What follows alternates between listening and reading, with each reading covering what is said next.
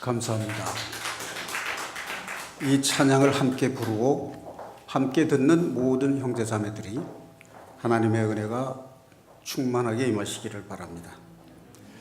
오늘 함께 은혜를 나누고자 하는 말씀은 빌립보서 2장 5절부터 11절까지 말씀입니다.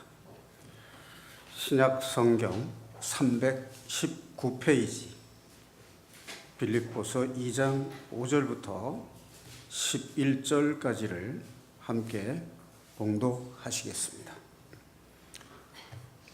너희 안에 이 마음을 품으라. 곧 그리스도 예수의 마음이니 그는 근본 하나님의 본체시나 하나님과 동등됨을 취할 것으로 여기지 아니하시고 오히려 자기를 비워 종의 형체를 가지사 사람들과 같이 되셨고 사람의 모양으로 나타나사 자기를 낮추시고 죽기까지 복종하셨으니 곧 십자가에 죽으심이라. 이러므로 하나님이 그를 지극히 높여 모든 이름 위에 뛰어난 이름을 주사 하늘에 있는 자들과 땅에 있는 자들과 땅 아래에 있는 자들로 모든 무릎을 예수의 이름에 꿇게 하시고 모든 입으로 예수 그리스도를 주라 시인하여 하나님 아버지께 영광을 돌리게 하셨느니라. 아멘. 제가 12절 한 절 더 읽겠습니다. 그러므로 나의 사랑하는 자들아 너희가 나 있을 때뿐 아니라 더욱 지금 나 없을 때에도 항상 복종하여 두렵고 떨림으로 너희 구원을 이루라. 항상 복종하여 두렵고 떨림으로 너희 구원을 이루라. 아멘. 그 앞에 소제목을 보니까 하나님의 흠 없는 자녀로 살라 하는 소제목이 있네요. 자, 이 빌립보서는 바울 사도가 유럽에 최초로 복음을 전한 곳입니다. 바울은 아시아에 복음을 전하기를 원했으나 하나님께서 밤에 환상을 보이셔서 마케도니아 사람이 이리로 건너와서 우리에게 복음을 전해달라 하는 환상을 보여주셨습니다. 그래서 마케도니아, 즉 오늘날의 그리스입니다. 터키와 마주보고 있는 그곳을 건너가서 첫 성, 그러니까 마케도니아에서 첫째 가는 성, 가장 큰 성인 빌립보에 복음을 처음 전하게 됩니다. 그 후에 데살로니가를 거쳐서 고린도 교회에 복음을 전했는데 바울 사도가 그 귀신 들린 여종이 점을 쳐서 돈을 버는 그 주인이 있었는데 이 귀신 들린 여종이 쫓아다니면서 하나님의 사자들이요 라고 이제 복음을 전하는 자다라고 얘기하니까 귀찮아서 괴로워서 예수의 이름으로 명하노니 거기서 귀신아 나오라 라고 해서 이제 귀신이 떠나갔어요. 그렇게 되자 그 귀신 들린 어린 소녀가 이제 점을 쳐서 돈을 벌고 수입을 올리던 그 종의 주인이 자기 측의 사람들과 합세해서 고발을 했어요. 그래서 감옥에 갇히게 됩니다. 매를 맞고 노임을 받게 되는데 그때 로마 시민으로서 어찌 나를 슬그머니 무조건 구속을 시켰다가 슬그머니 놓아줄 수 있느냐. 당당하게 로마 시민답게 나를 구속시킨 사람들이 나에게 와서 사과하고 정식으로 나를 석방하라. 이렇게 돼서 결국 노임을 받게 되는데 이 빌립보서는 바울이 로마 감옥에 있을 때 쓴 편지입니다. 그래서 옥중서신의 하나입니다. 옥중서신은 4편이 있는데 에베소서, 빌립보서, 골로새서, 디모데후서 이렇게 4편의 옥중서신이 있습니다. 그 앞쪽에는 믿음으로 구원을 얻는다는 바울 사도의 복음의 진수를 얘기한 것이고 그 뒤편에 나오는 것은 디모데서와 디도서는 목회서신이라고 합니다. 그래서 복음을 전해 듣고 구원받은 사람들이 교회에서 신앙생활을 할 때 어떻게 지도하고 또 어떻게 신앙생활을 할 것인가에 대해서 한 말씀입니다. 자, 그런데 이 빌립보서는 빌립보의 그 구원받은 가정교회 여인들이 넘치는 연보를 해서 감사하는 내용의 편지를 이제 쓰게 되는데, 그 빌립보서 2장 1절에서 4절까지 내용을 보면 여기 한 가지 문제점이 있었던 것을 볼 수 있습니다. 이제 바울이 빌립보에 복음을 전하고 로마 감옥에 갇히게 됐는데, 빌립보 교회에 그리스도를 믿는 유대인들이 와서 유대인의 율법을 지킬 것을 강요를 했어요. 그래서 이제 형식적인 율법을 이제 강요하는 그런 사람들이 있었는데, 그 사람과 복음을 믿는 사람들 두 편으로 이제 갈라져서 모두가 다 복음을 열심히 전한다는 점은 좋은데 두 편이 하나가 됐으면 좋겠다 하는 당부의 말이 그 앞에 있는 것입니다. 그래서 그러므로 그리스도 안에 있는 무슨 권면이나 무슨 사랑의 무슨 위로나 성령의 무슨 교제나 긍휼이나 자비가 있거든 마음을 같이 하여 같은 사랑을 가지고 뜻을 합하며 한 마음을 품어 아무 일에든지 다툼이나 허영으로 하지 말고 오직 겸손한 마음으로 각각 자기보다 남을 낮게 여기고 각각 자기 일을 돌볼 뿐더러 또한 각각 다른 사람의 일을 돌보아 나의 기쁨을 충만하게 하라. 이런 당부의 말이 있습니다. 근데 3절에 보면 그 유대인들이 들어와서 빌립보 안에 이제 있는 그 사람들은 바울 사도의 사도권을 의심했어요. 그러니까 예수님의 12사도 중에 하나가 아니다. 그래서 복음을 받았음에도 불구하고 바울 사도를 사도로 여기지 아니하고 그 틈을 타서 자기네들이 빌립보 교회의 주도권을 잡으려고 하는 그런 형태를 취하게 됐어요. 그래서 복음을 전하는데 다툼이나 허용으로 하지 말라. 그리고 겸손한 마음으로 각각 자기보다 남을 낮게 여기고 하나가 되라. 이런 이제 당부를 했는데, 여기 다툼이나 하는 말을 이제 영어 성경으로 보면 selfish ambition이라고 하는 표현을 썼어요. selfish라는 것은 이제 이기적이라는 뜻이고, ambition이라는 것은 이제 야망이라는 뜻이죠. 그러니까 이기적인 야망으로 복음을 전하고 다투지 마라. 또 허영이라는 말은 이제 헛된 영광을 위해서 복음을 전하지 말라. 그러니까 복음을 전하는 것은 겸손한 마음으로 해야 되지 자기의 이름을 내기 위해서 전하는 게 아니다. 이제 그런 내용의 당부를 하고 있는 것입니다. 그래서 이제 5절에 보면 너희 안에 이 마음을 품으라. 너희 여기서는 복수의 개념입니다. 어떤 개인 한 사람을 의미하는 것이 아니라 빌립보 교회의 사람들 복수를 의미하는 겁니다. 그러니까 빌립보 교회 교인들, 교회 공동체를 말하는 겁니다. 이 마음을 품으라. 어떤 마음이냐면 그리스도 예수의 마음이다. 저기 이제 6절, 7절, 8절에 보면 그리스도 예수의 마음이 무엇인지를 알 수 있습니다. 예수님은 근본 하나님과 본체시나 삼위일체 하나님이시죠. 그래서 아버지 하나님이나 아들 하나님이나 성령 하나님이나 그 위격, 위상이 동등하십니다.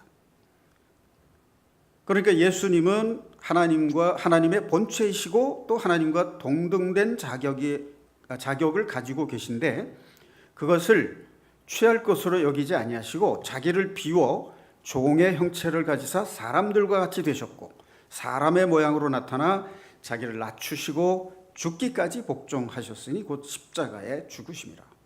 자, 여기서는 이제 8절이 중심이 되겠죠.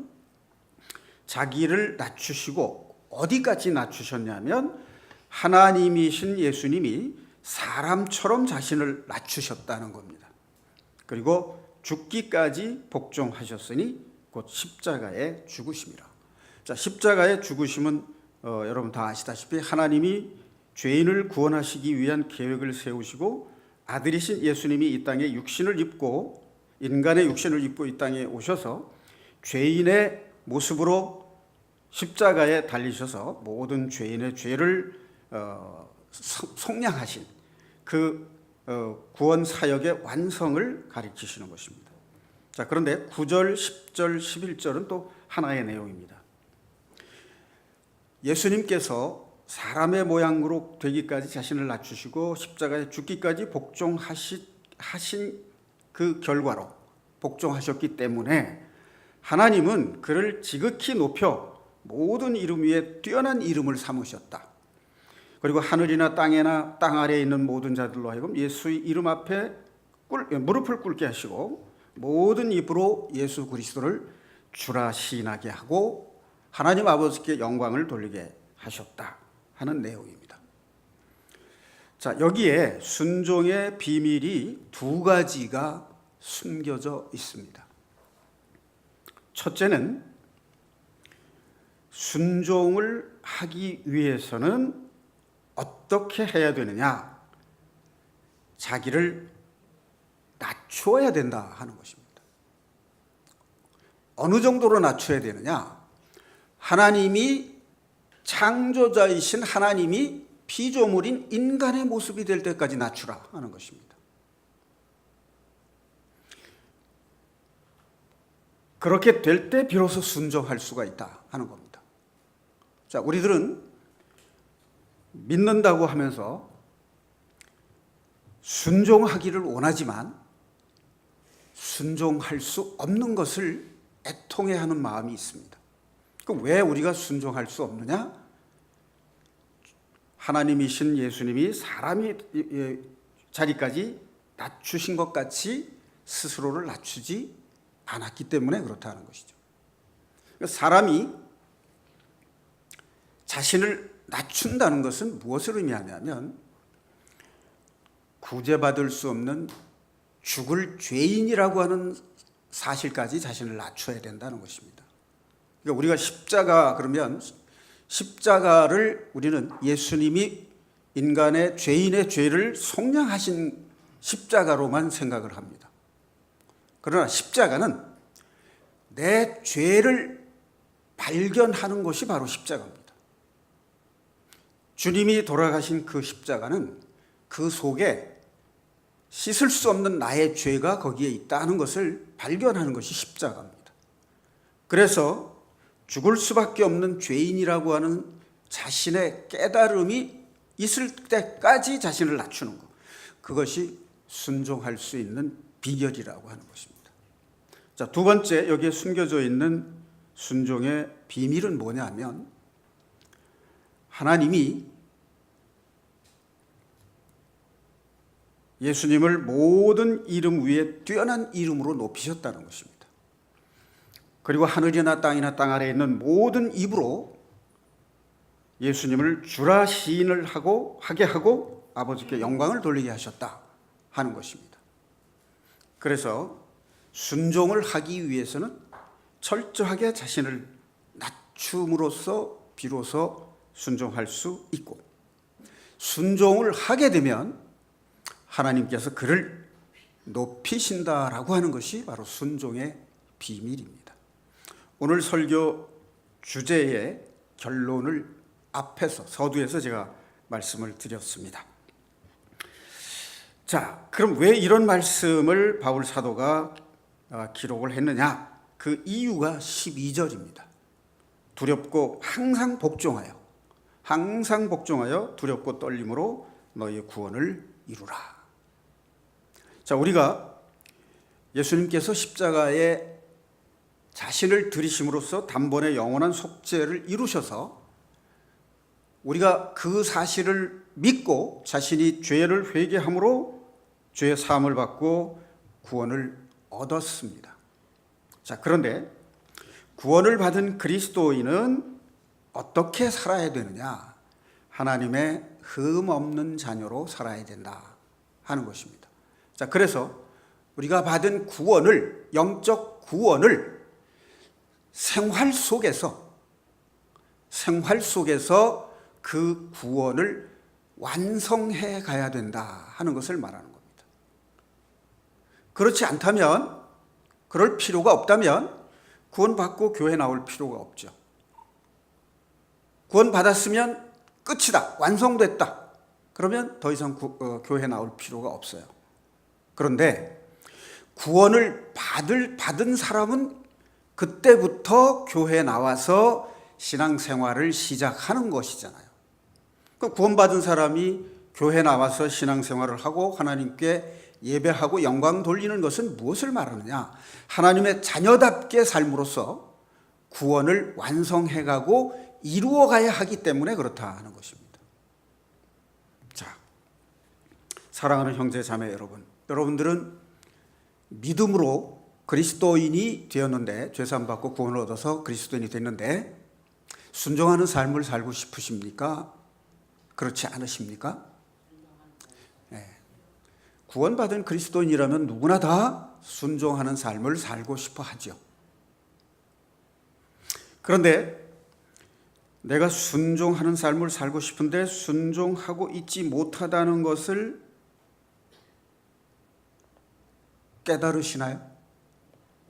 그렇게 느끼시나요? 나는 순종 잘하고 있다고 자부심을 가지고 계신가요? 그랬으면 좋겠는데 그렇지 못하죠? 네. 자, 그러면 순종해야 마땅한데 순종하지 못한다 그러면 이것이 뭐죠?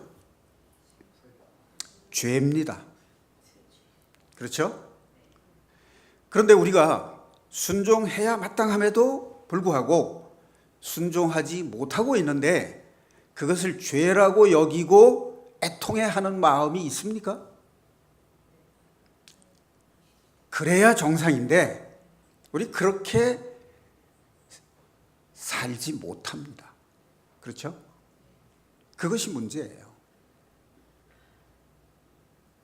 자, 신명기 8장 2절 3절 말씀을 보면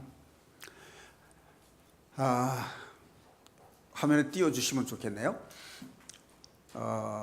여러분들은 성경 구절 찾지 마시고 제가 전하도록 하겠습니다. 이 화면에 띄워준 구절을 좀 보시면 좋겠습니다.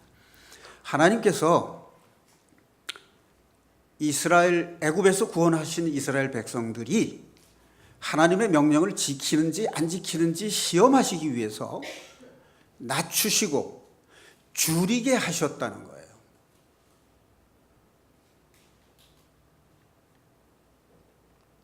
이 광야 40년 동안 이스라엘 백성들을 한없이 낮추시고 굶주리게 하셨다 이거예요.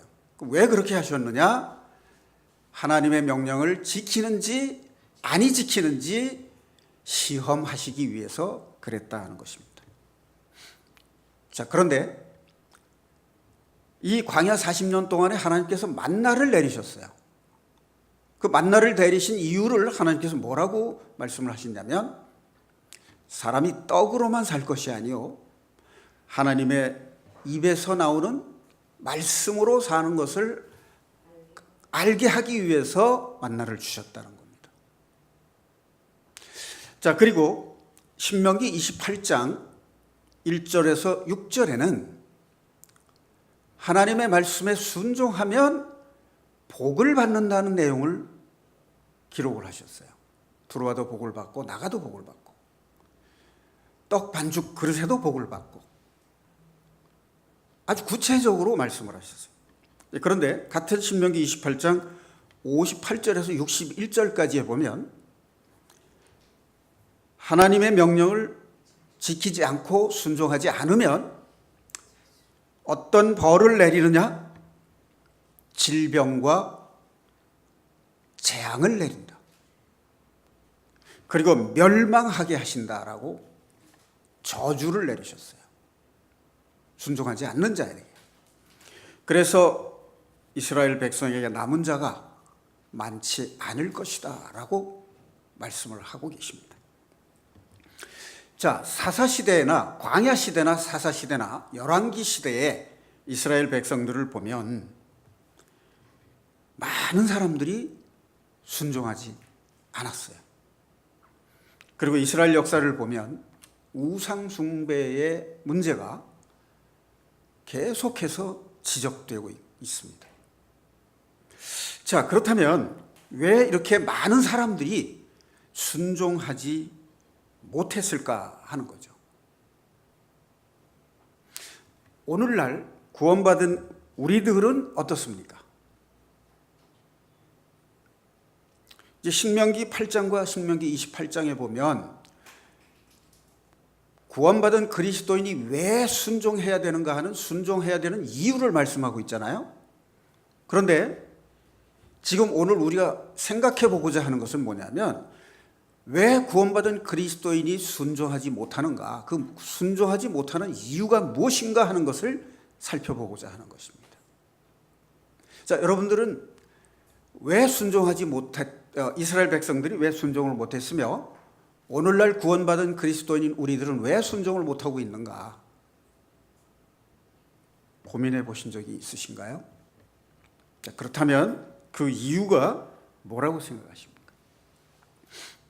단적으로 말해서 육신에 속한 생각을 하면 하나님께 복종할 수 없고 하나님을 기쁘시게 할 수 없다는 겁니다.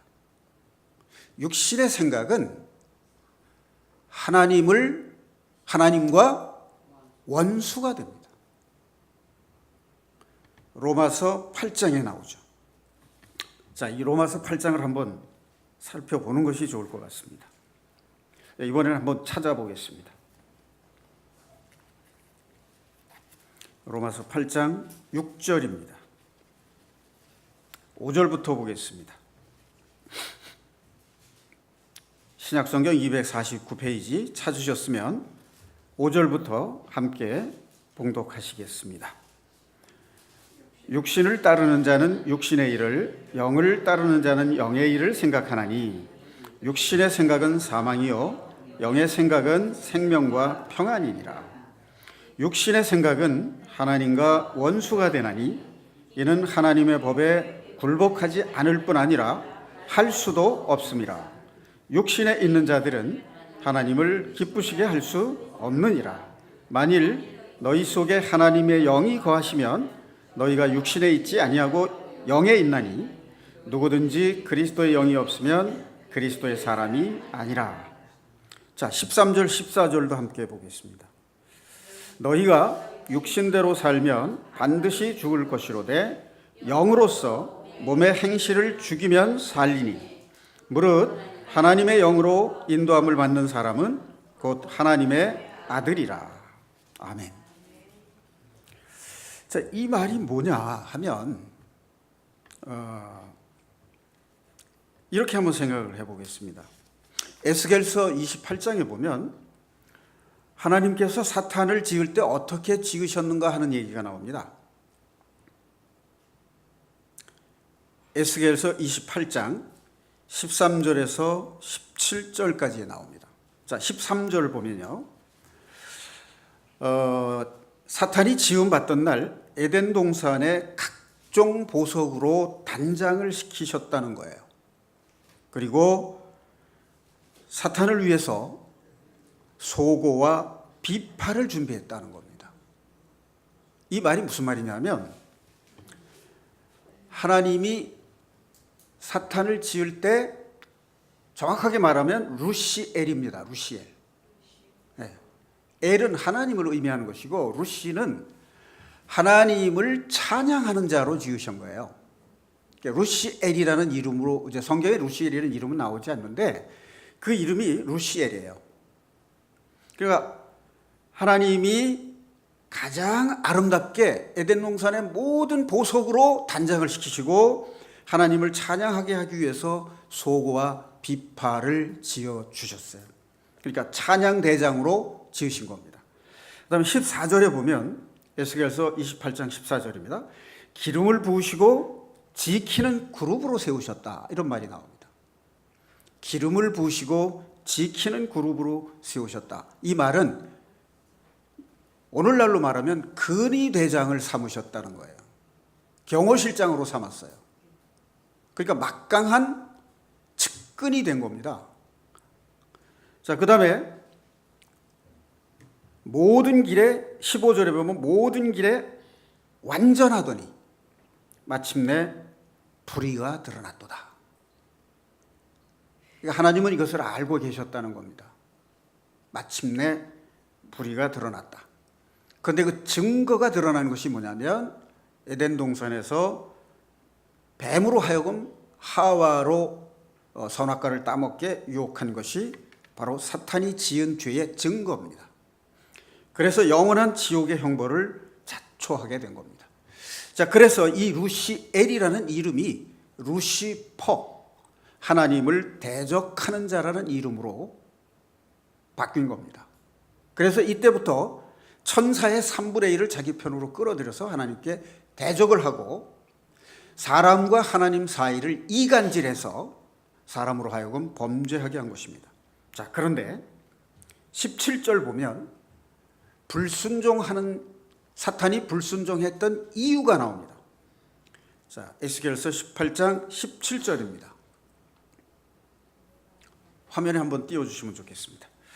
에스겔서 28장 17절. 내가 아름다움으로 내 마음이 교만하였으며 영화로움으로 내 지혜를 더럽혔으며. 이 사탄이 능력도 많고 각종 보석으로 단장했는데 어떤 천사들보다도 뛰어나게 아름답게 지으셨다는 거예요. 이 아름다움 때문에 교만해졌어요.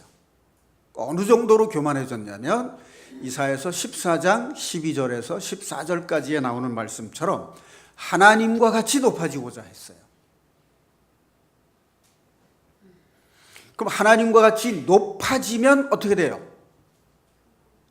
불순종하게 되는 거예요. 그러니까 하나님께 불순종하는 것이 교만인 겁니다. 그러니까 자신이 높아지고자 하는 사람은 순종할 수가 없는 거예요. 자신을 구제받을 수 없는 죄인이라고 낮출 때 비로소 순종할 수 있다. 이것이 순종의 비밀입니다. 자, 여기 잠깐 앞을 좀 봐주십시오. 제가 본의 아니게 이제 아름다운 여인을 살펴본 적이 있는데, 일단 잘생기고 아름다우면 시선을 끌잖아요. 이제 거기다가 화장까지 하고 아주 패션 감각이 있는 의상으로 이제 옷을 입고 각종 보석으로 단장을 한다면 모든 사람들의 시선을 끌지 않겠습니까? 그런데 자신이 아름답다고 스스로 자부심을 갖는 사람은요, 주변에 곁눈질 안 합니다. 아주 뭐라고 할까요?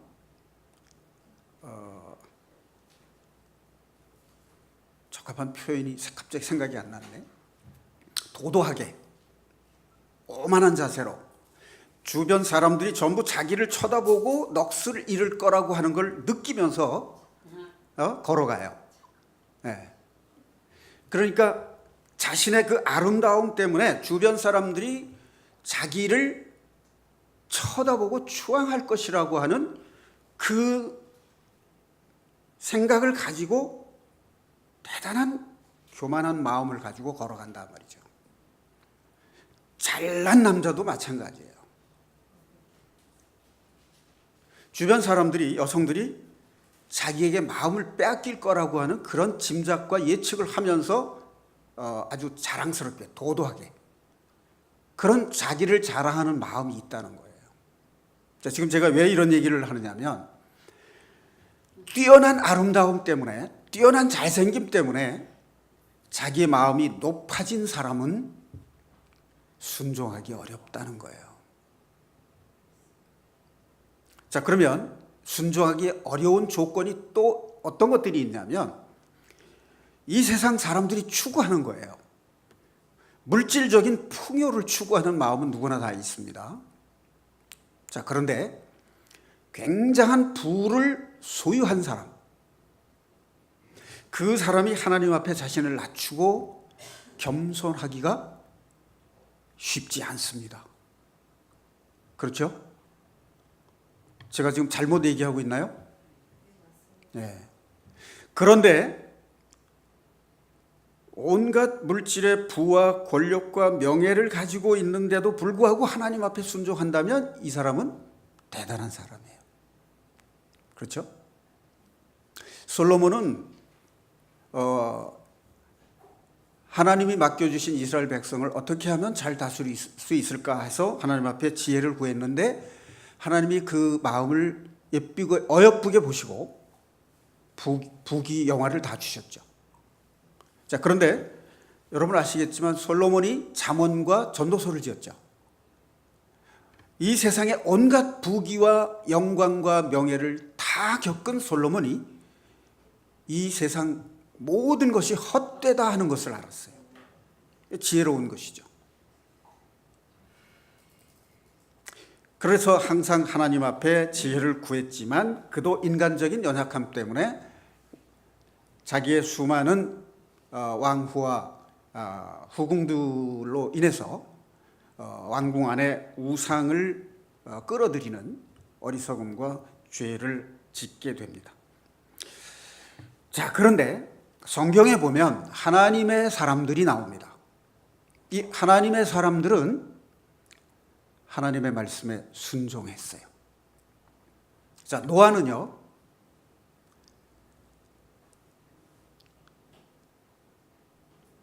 창세기 6장에 보면 이 인간들이 하나님의 영을 버리고 저버리고 육신의 소욕을 따라서 범죄하는 것이 너무 지나치다 보니까 이 호흡이 붙어 있는 모든 존재를 다 멸하시겠다라고 하는 계획을 세우십니다.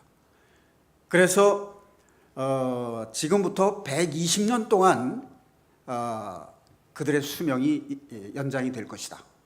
그 말은 노아에게 방주를 지으라고 명령을 하고 120년 후가 되면 멸망을 시키겠다라고 하는 뜻입니다. 그러니까 노아가 480세 때 이 명령을 듣고 500세 때 셈과 함과 야벳의 아들을 낳고 600세 때 대홍수가 일어났어요. 그러니까 연대를 조금 참고로 말씀을 드리면 아담부터 노아까지가 1000년이에요.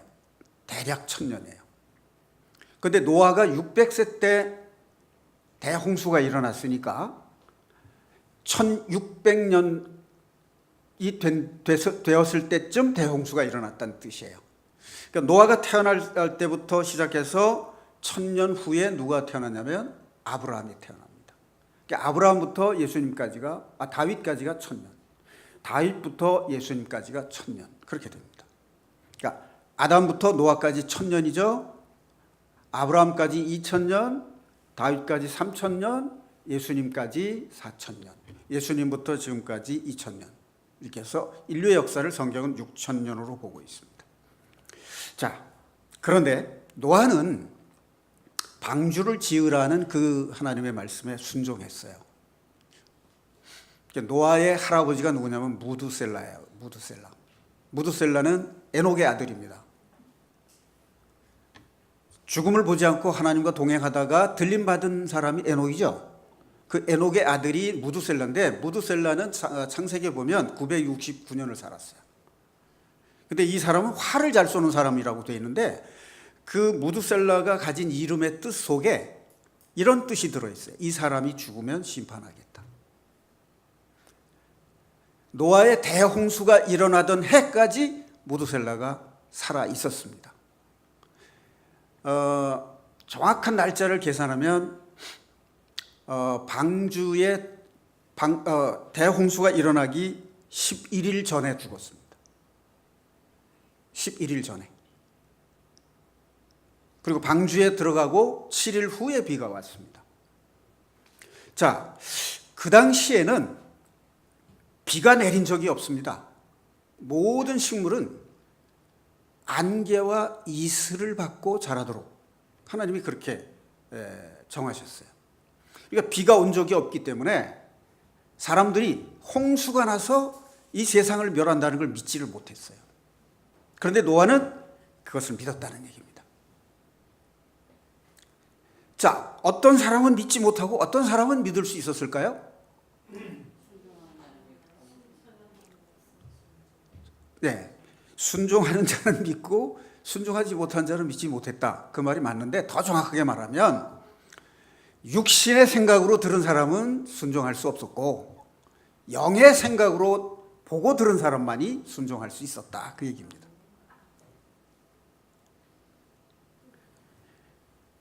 자, 여호수아가 이스라엘 백성을 이끌고 가나안 땅에 입성을 할 때 하나님께서 이렇게 말씀을 하세요. 그 여호수아 3장에 보면 제사장들이 나팔을 불고 제사장들이 언약궤를 메고 요단 강물에 발이 닿을 때 강이 마를 것이다 라고 말씀을 하세요. 그런데 이스라엘은 수학기가 되면 비가 내려서 우기가 되고 강물이 넘칩니다. 여러분, 우리가 사람의 생각과 우리가 지금까지 배워서 알고 있는 지식과 인간의 이성적 판단으로 생각할 때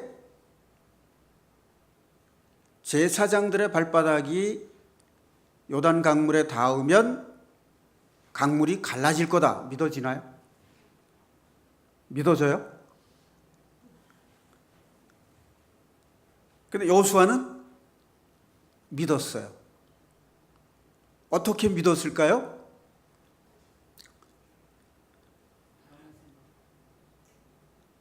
자신을 낮추었기 때문에,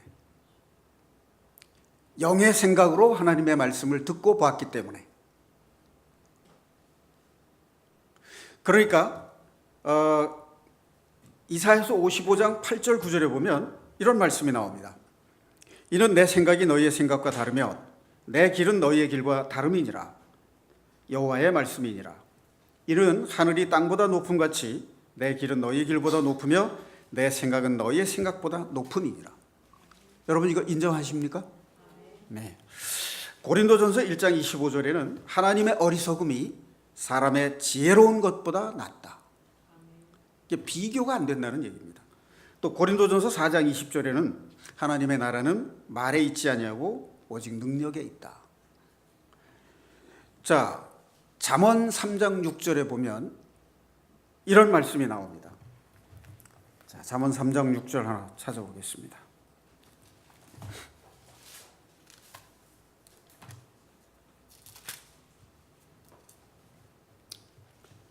너는 범사의 그를 인정하라. 그 앞에 보면 너는 마음을 다하여 여호와를 신뢰하고 내 명철을 의지하지 말라. 너는 범사의 그를 인정하라. 여기서 그는 여호와 하나님이죠. 그리하면 내 길을 지도하시리라. 하나님을 범사에 인정하는 것이 하나님의 지혜가 우리 길을 인도하는 것이라는 것을 믿은 사람들입니다. 자, 그럼 하나 더. 여호수아 5장에 보면 하나님이 여호수아에게 이렇게 명령을 하십니다. 내가 제사장들이 언약궤를 메고 나팔을 불면서 여리고 성을 한 바퀴 돌라, 하루에 한 바퀴씩 돌라는 겁니다. 그리고 7일째 되는 마지막 날에는 7바퀴를 돌고 난 후에 함성을 지르라는 거예요. 그러면 여리고 성이 무너진다는 겁니다. 자, 우리 인간의 이성과 논리적인 사고로 생각할 때 그게 가능한 일인가요?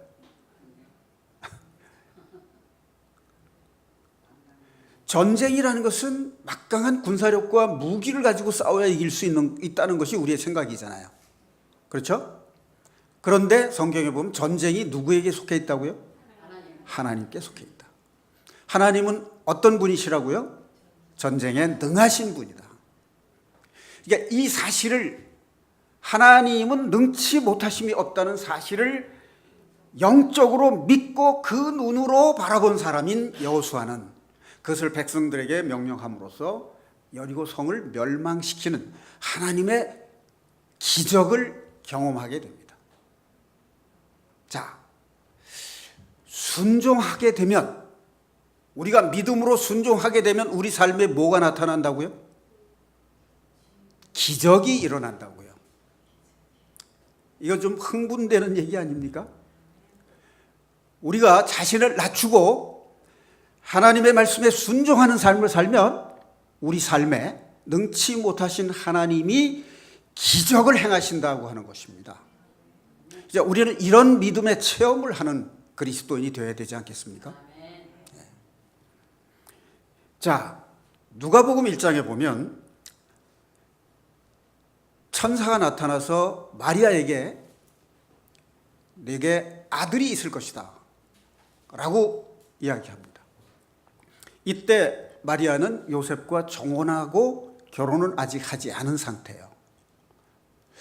제가 어렸을 때도 우리 시골에 보면 약혼을 하고 1년 후에 결혼을 했어요.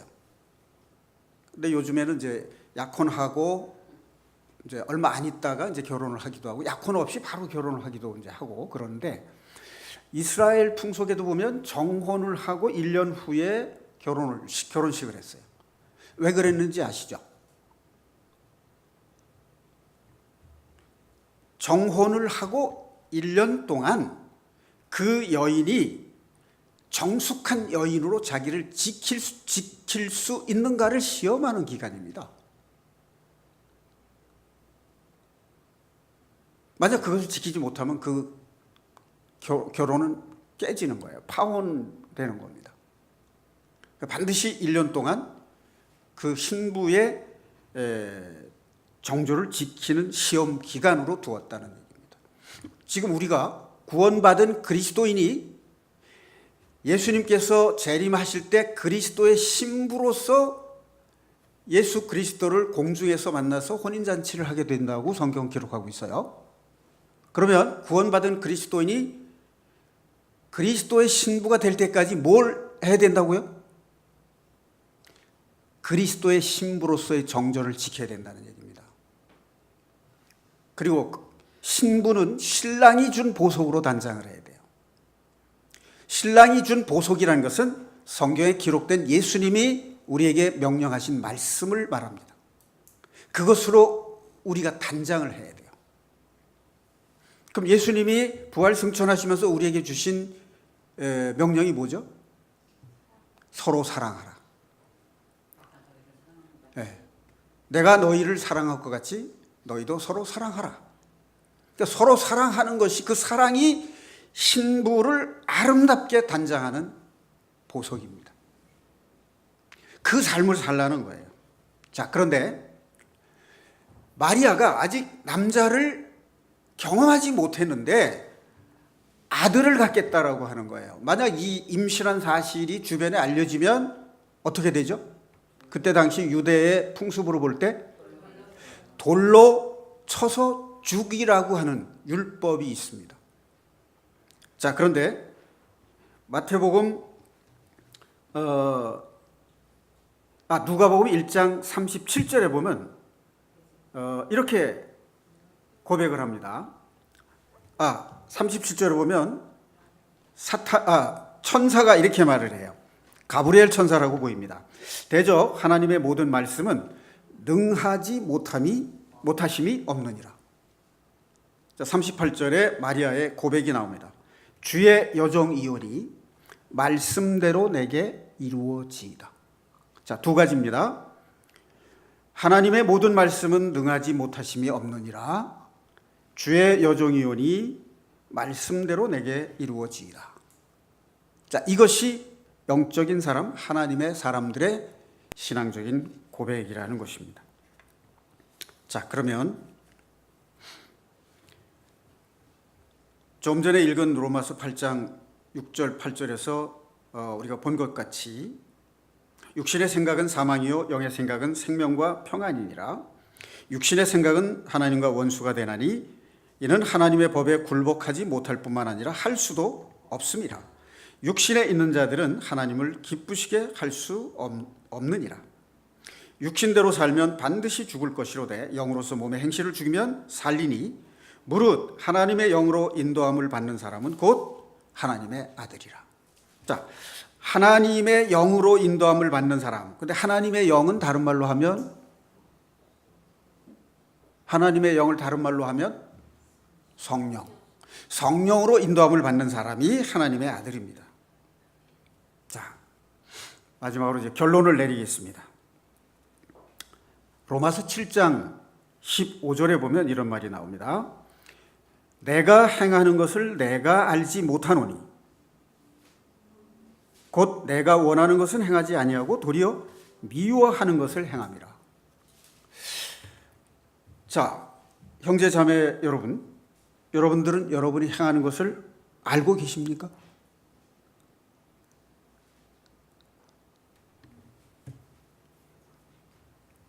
믿음의 상대어가 뭐라고 할 수 있을까요? 네, 불순종이라고도 볼 수도 있고 의심이라고 하는 말로 볼 수도 있죠. 자, 우리가 사람을 의심하는 것이 믿음이 아니죠. 그런데 우리가 생활 속에서 의심하고 있나요? 의심하지 않나요? 네, 의심하고 있어요. 하나님께서, 그러니까 제자들이 예수님과 함께 배를 타고 갈 때 풍랑이 일었잖아요. 근데 그 풍랑을 보면 배가 뒤집힐 것 같고 죽을 것 같은 거예요. 그래서 주무시는 예수님을 깨웠잖아요. 그러면 이 제자들이 믿음이 있었어요? 없었어요? 의심했단 말이에요. 예수님이 하나님의 아들이시고 창조주이시고 온 모든 사람들의 각종 질병을 고치시고 기적을 행하신 하나님이 옆에 계신데 죽을까 봐 두려워서 의심했단 말이에요. 그 믿음이 없는 거예요. 그래서 믿음이 적은 자들아 하고 꾸짖음을 하셨단 말이에요. 우리가 생활 속에서 내가 믿는 이 믿음, 내가 한 기도가 응답이 될까 또 의심하죠. 또 뿐만 아니라 내가 약속한 사람에 대해서도 의심하잖아요. 자, 그런데 이 생활 속에서 습관적으로 의심을 하고 있는데 그 의심하는 것이 죄라고 하는 의식을 여러분 가지셨냐 그 말이에요. 그런 의식 우리 없이 살잖아요. 그렇죠? 그것이 뭘 말하냐면 내가 행하는 걸 내가 모르는 거예요. 자, 17절. 이제는 그것을 행하는 자가 내가 아니요 내 속에 거하는 죄니라. 자, 이게 무슨 말인지 여러분 한번 성찰을 해봅시다. 내가 원하는 것은 행하지를 않아요. 그런데 내가 원하지 않는 것을 해요. 자, 그러면 내가 원하는 것을 할 때 내가 원하는 건 뭐죠? 하나님께 순종하는 걸 원해요. 그럼 이때 나는 누구예요? 구원받은 나, 속사람인 나, 영적인 나를 말해요. 그런데 내가 그것을 행한다 할 때 나는 누구예요? 육신적 자아를 가리키는 거예요. 자, 여기 앞에 좀 보십시오. 나라고 할 때 생각하는 거 나죠? 어떤 것이 좋다 나쁘다 판단하고 선택하는 것도 나죠?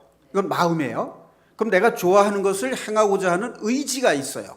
그럼 생각과 마음과 의지는 인격체라고 하는 거예요. 나라는 인격체, 즉 나의 정신이고 나의 어리예요. 근데 이때 이 마음이 인간적인 마음, 육신적인 마음이란 말이에요. 그런데 인간의 마음 속에는 양심이라고 하는 영이 있어요. 영적 존재. 우리가 하나님의 말씀을 복음으로 듣고 구원받았을 때 이 양심인 영이 구원을 받는 거예요.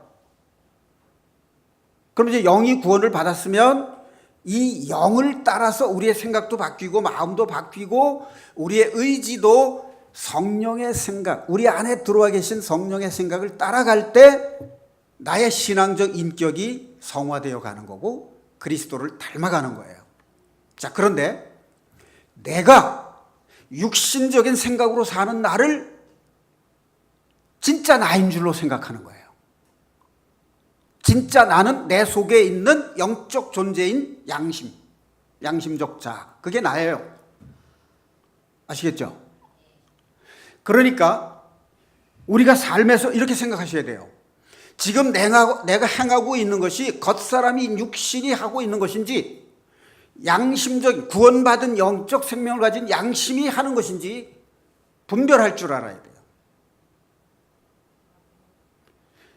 자, 만약에 내 속에 있는 구원받은 양심인 영이 이 마음 속에서 나와서 내 머리 위에서 나를 바라보고 있다고 가정해 보세요.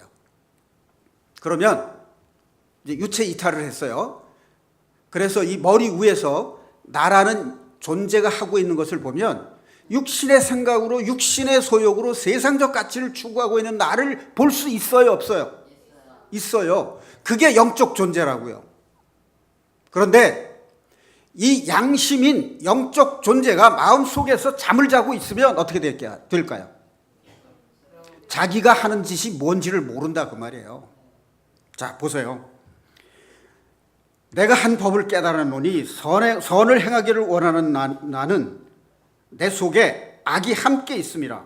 내 속 사람으로는 하나님의 법을 즐거워하되 내 지체 속에 한 다른 법이 내 마음의 법과 싸워 죄의 법으로 나를 사로잡는 것을 보도다. 자, 내 속에 있는 육신의 소욕으로 살고자 하는 이 겉사람의 속에 있는 또 다른 법, 그것은 죄고 악이에요. 그게 누군지 아세요?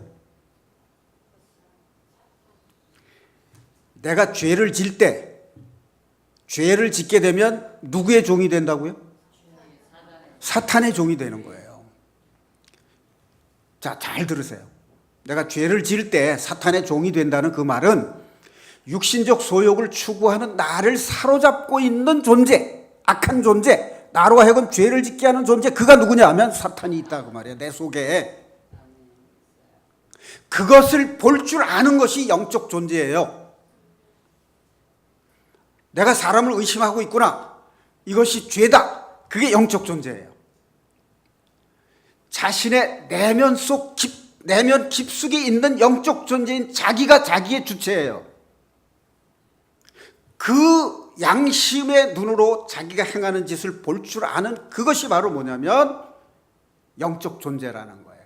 그래서 자기 속에 있는 죄를 미워하는 것이 영적 전쟁이에요.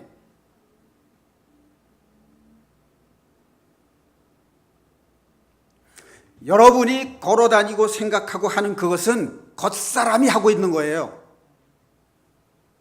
그렇게 살면 반드시 죽는다는 거예요. 그래서 영으로서 육신을 죽이면 살리니, 그러니까 내 속에 있는 구원받은 양심인 영이 살아있어서 육신의 소욕으로 생각하고 행동하는 나를 지켜보고 그 법을, 죄를 짓는 나를 사로잡고 있는 사탄을 볼 줄 알아야 돼요. 그걸 볼 줄 아는 눈이 영적 눈이에요. 그걸 가진 사람이 영적 전쟁에서 이길 수 있는 사람이에요. 자, 기도라는 것이 뭐냐? 내가 내 속에 있는 죄를 짓는 것을 볼 줄 아는 눈을 가지고 있어도 그 죄를 이길 수가 없다는 데 문제가 있어요. 그래서 로마서 7장 24절에 보면 바울 사도가 이렇게 통곡을 합니다. 오호라, 나는 곤고한 사람이로다. 왜? 내 속에 죄를 짓게 하는 육신의 법이 있다는 거예요. 영적으로는 하나님의 법을 좋아하는데 성령의 법이 있는데 또 다른 법이 있는데 그건 죄의 법이에요. 그런데 내가 그걸 이길 수가 없다는 거예요. 그래서 나는 곤고한 사람이로다. 죄가 나를 사로잡아 오는 것을 내가 보는 거예요. 여러분, 육신에 속한 자아가 죄를 짓고 사탄에 끌려가고 있는 것을 여러분의 내면에 있는 영적 존재인 양심이 그걸 보고 있습니까? 그걸 볼 줄 알아야 되는 거예요. 자, 기도라는 것은 육적인 인간의 한계를 초월하여 영적인 인간이 되기 위해서 성령의 도우심을 간구하는 방법입니다. 기도는 육신의 소욕을 초월해서 성령의 도우심을 간구하는 방법이에요. 기도는 육신을 초월하기 위해서 성령의 도우심을 간구하는 방법입니다. 자, 회개의 기도. 아까 빌립보서 2장 12절에서 말씀한 두렵고 떨림으로 항상 복종하여 두렵고 떨림으로 너의 구원을 이루라 했는데, 이 회개의 기도가 자신의 죄를 발견하고 자신의 죄를 이기지 못하는 것을 애통해하며 자신이 죄인임을 고백하고 더 이상 죄를 지어서는 안 되겠다 해서 자신의 속에 있는 죄를 미워하는 마음으로 돌이키는 기도가 회개의 기도예요. 그때 성령께서 내 속에 있는 사탄을 멸하시고 나를 살려내시는 겁니다. 그게 회개의 기도예요. 그래서 누가복음 18장에 보면 바리새인과 세리의 비유가 나오는데, 바리새인들은 11조를 꼬박꼬박하고 일주일에 2번씩 금식을 하고 구제도 하고 기도도 하고 율법을 철저히 지킨다고 자기를 자랑하는 마음으로 많은 사람들이 오가는 길거리에서 큰 소리로 기도를 했습니다. 내가 저 세리와 같지 않게 된 것을 감사한다 하면서 자기 자랑으로 기도를 했어요. 자기 자랑하면 낮아져요? 높아져요? 높아지죠. 이 높아지면 그 사람이 순종할 수 있을까요? 순종하지 못합니다. 세리는 죄인이로소이다, 하늘을 우러러보지 못하고 죄인을 긍휼히 여겨 주십시오라고 기도했어요. 이 비유를 하시면서 예수님은 이 세리가 의롭다 하심을 받고 자기 집으로 내려갔느니라, 이렇게 말씀을 하고 있고, 바로 그 누가복음 18장 14절 그 후반절, 하반절에 뭐가 나오냐면, 자기를 높이고자 하는 자는 낮아지고 자기를 낮추고자 하는 자는 높아지리라, 이렇게 말씀을 하세요. 바로 이것이 회개의 기도는 죄인으로서 죽을 수밖에 없는 자신을 발견하고 자기를 죄인의 자리, 구원받을 수 없는 죄인의 자리까지 낮추어서 회개 기도를 할 때 성령께서 그의 죄를 씻으시고 사탄을 쫓아내시고 그를 그리스도의 품 안으로 들어오게 하시는 능력을 행하시는 것입니다. 그것이 순종할 때 우리의 삶 속에 이루어지는 기적인 것입니다. 죄를 이기는 기도는 회개의 기도입니다. 날마다 두렵고 떨림으로 하나님의 말씀에 복종하는 회개의 기도, 그것이 죄를 이기는 승리의 비결이라고 하는 것을 마음에 새기고 하나님의 말씀에 순종하는 삶을 통해서 우리의 삶 속에 능치 못함이 없으신 하나님의 기적이 날마다 일어나는 은혜의 삶을 누리시기를 주님의 이름으로 축원드립니다. 기도하시겠습니다. 빌립보서 2장에 나오는 그리스도의 마음은 하나님과 동등됨을 취하지 않고 사람의 모양으로 자신을 낮추시고 죽기까지 복종하신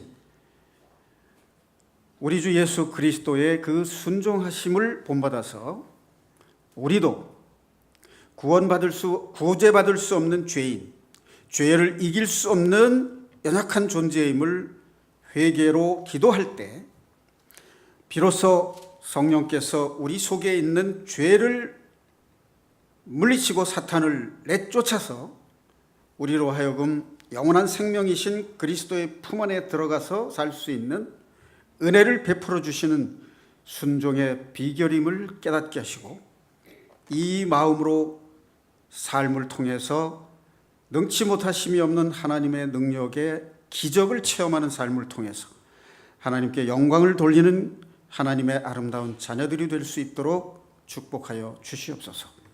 우리를 구원하시고 지금도 우리와 함께 하시며 우리 속의 죄를 이기시고 사탄을 멸하시는 우리 주 예수 그리스도 이름 받들어 감사하며 기도드리옵나이다. 아멘.